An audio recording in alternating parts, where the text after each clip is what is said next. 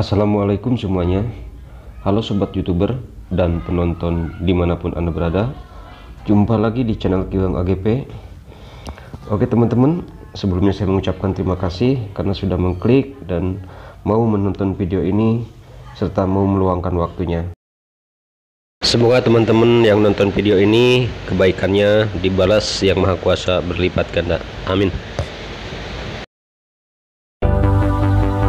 Oke sobat youtuber, kesempatan ini saya akan menampilkan video tentang problem catur di akhir pertandingan ya. Problemnya seperti apa? Ini dia. Nah sobat semuanya, seperti inilah problemnya, tapi ini bukan problem 3 langkah, 2 langkah atau 1 langkah. Di sini nampak terlihat ya teman-teman, untuk buah putih ada raja di F1, kemudian peluncur di F2, kuda di G3, kemudian pionnya berada di G2 dan H3, ditambah satu lagi pion putih berada di C5. Sementara lawannya untuk hitam adalah ada raja di B1, kemudian 2 buah pion yang berada di C6 dan C7, dan yang terakhir adalah menteri hitam yang berada di H2 dan sudah terpojok. Untuk arah putih, langkah pion ke atas ya, dan langkah pion hitam ke bawah.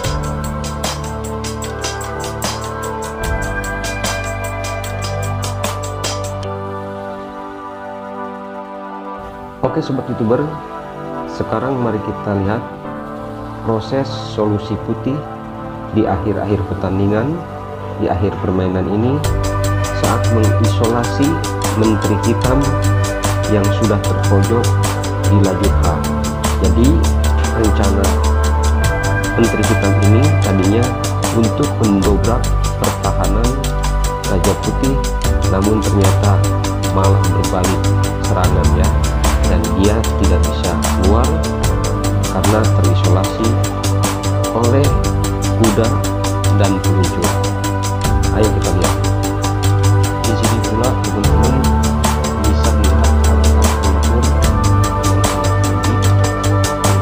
yang indah beserta kuda putih ketika terus mengisolasi menteri hitam supaya tidak bergerak, dan akhirnya menteri hitam sampai mati ya, karena tidak bisa melawan dan tidak bisa keluar. Oke sobat semuanya, sekarang mari kita lihat sama-sama bagaimana proses putih saat melakukan langkah-langkah cantik dan menarik, terutama dari langkah-langkah indah yang dilakukan oleh peluncur dan kuda putih saat menumbangkan menteri hitam yang sudah terisolasi dan terpojok, dan akhirnya bisa memenangkan pertandingan ini dengan ending yang sangat super bagus dan langkah-langkahnya begitu indah.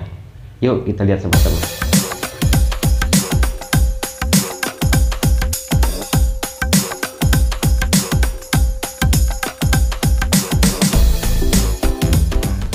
Nah teman-teman, di sini juga kalian bisa melihat langkah indah dari kuda beserta peluncur ya, peluncur seter dan kudanya skak.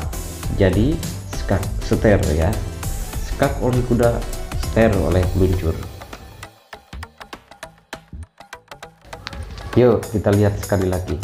Nah di sini kalau raja hitam makan pion putih yang berada di C5, maka akan terjadi skak seter ya, skak oleh kuda dan seter oleh peluncur ya teman-teman. Bagus bukan?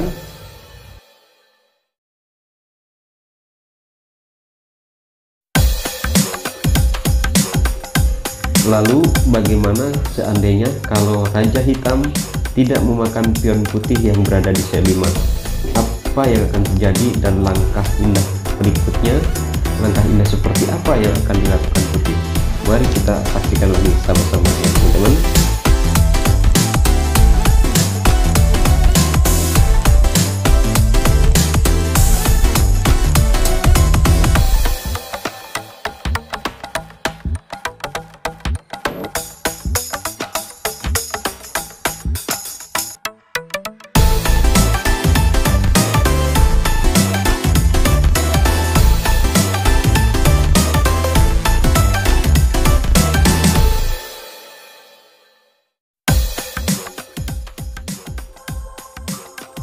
Nah teman-teman, disinilah kalian bisa melihat detik-detik Menteri Hitam tak berkutik dan akhirnya mati tak berdaya ya.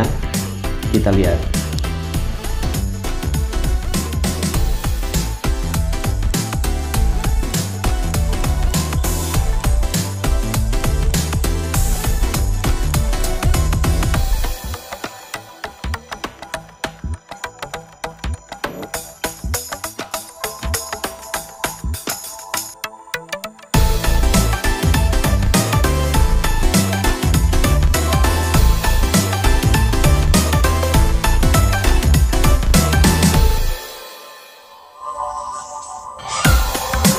Oke teman-teman, bagaimana setelah dilihat tadi menteri akhirnya mati dimakan oleh kuda. Walaupun menteri bisa bergeser melangkah satu langkah ke H2, tetap akan dimakan oleh luncur putih yang berada di G1 ya.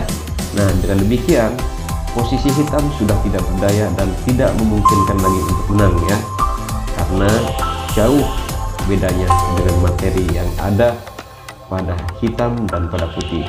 Hitam hanya punya satu pion dan sudah tidak mungkin untuk berusaha menjadi menteri walaupun dipromosikan, karena putih masih memiliki dua perwira, yaitu kuda dan kuncur, juga ditambah dengan dua buah bidak atau pion yang siap menjadi perwira yang lain ya.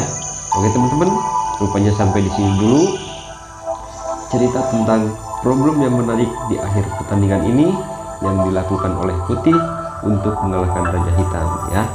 Dengan demikian problem catur ini kita bisa mengambil pelajarannya dari langkah-langkahnya dan dari cara efektivitas dalam mengalahkan Raja Hitam ya teman-teman. Jangan lupa sekali lagi buat yang belum subscribe, silahkan subscribe, di like ya teman-teman, di like kalau suka, jangan lupa di like ya, silahkan share ke para teman-teman lain, dan semoga bisa menghibur. Assalamualaikum warahmatullahi wabarakatuh.